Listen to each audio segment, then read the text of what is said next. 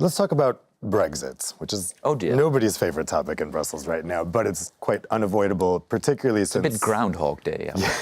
I would say so as well. But as we're speaking, the British Parliament is in between a series of votes which could end up with the UK deciding to remain in the European Union. This is not popular with everyone here in Brussels. If you were Commission President in the next term, how would you approach a UK that remains, and how would you approach a UK that had left?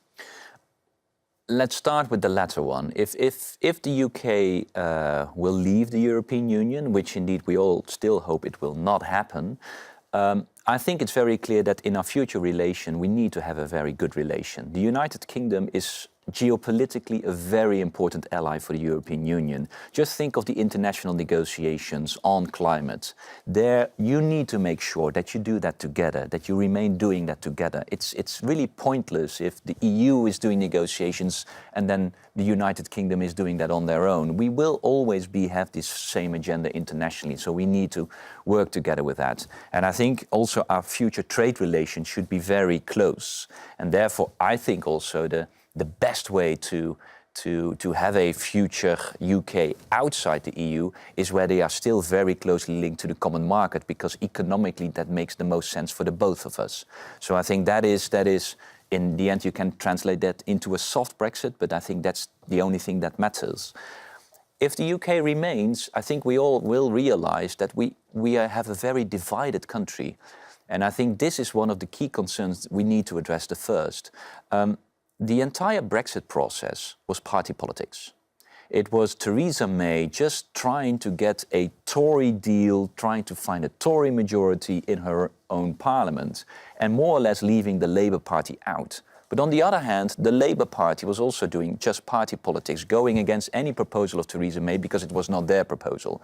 So you see two big blocs in the United Kingdom that are just not willing and capable to work, and that has now spread into the country. There's a huge divide in the country, and I think we need to help to overcome that. And probably one of the key debates that the United Kingdom has to have is really changing their electoral system, because their electoral system is just feeding this very polarized parliament, which cannot address future big issues like Brexit or other issues.